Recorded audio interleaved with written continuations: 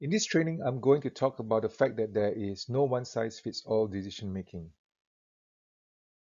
Theodore Roosevelt once said, in any moment of decision, the best thing you can do is the right thing. The next best thing is the wrong thing. And the worst thing you can do is nothing. Most of the time, the right decision is there, staring at your face. But fear is the overriding force that is stopping you from deciding and taking action. Deciding is the only way to move forward, even in correct decisions. A person who makes 1,000 wrong decisions is better off than a person who makes no decisions at all. Why? Because a person who has made 1,000 wrong decisions has ruled out 1,000 things that do not work for them. They are much better prepared to move forward towards success than a person who procrastinates. In Jeff Bezos' 1997 letter to Amazon shareholders, he said that one common pitfall that hurts organizations and their speed and inventiveness is a one-size-fits-all decision-making. This is profound and applicable even until today. Some decisions are consequential and irreversible, or nearly irreversible, at the point of deciding. They are one-way doors. These decisions must be made methodologically, carefully, slowly, with great deliberation and consultation. If you walk through and don't like what you see on the other side, you can't get back to where you were before. These are called type 1 irreversible and highly consequential decisions. They are few in numbers. But most decisions aren't irreversible. Instead, they are changeable and reversible. They are two-way doors. You don't have to live with the consequence for long. You can reopen the door and go back through it again. These are called type 1 reversible decisions. Carefully distinguish these two kinds of decisions when you think about taking risks and making informed decisions amid uncertainty. If a decision is reversible,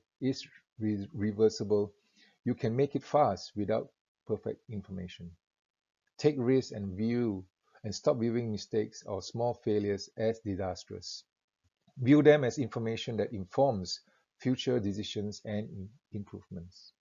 If a decision is irreversible, you had better slow down the decision-making process. Ensure that you take time to consider the information and understand the problem as thoroughly as you can. These decisions can and should be made quickly by individuals or small groups. Empower people to make decisions and learn from their mistakes. Create a learning culture instead. The reality is that most irreversible decisions can be reversible over time, but it will take effort and commitment to unwind the consequences of so-called irreversible decisions. Let's say you decide to try a new restaurant after reading a review online. Having never been there before, you cannot know if the food will be good or if the atmosphere will be unappealing to you.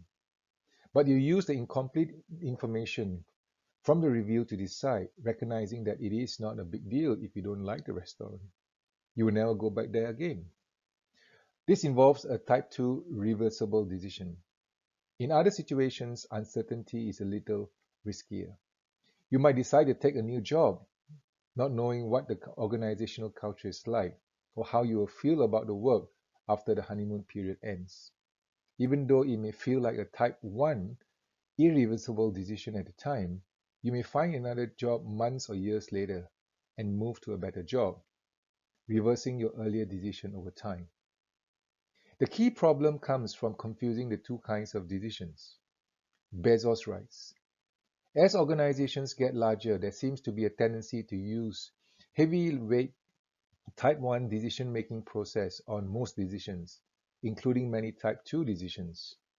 The end result of this is slowness, unthoughtful risk aversion, failure to experiment sufficiently, and consequently diminish invention.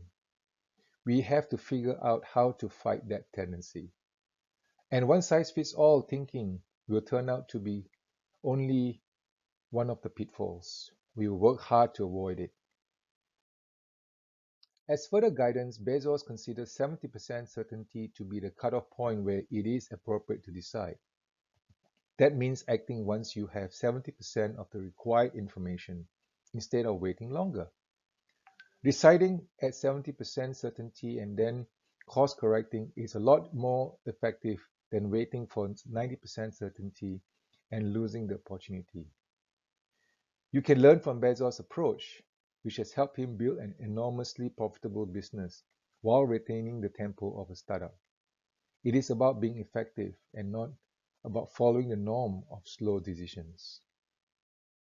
Thanks for watching. For more videos like this, go to practicalrisktraining.com.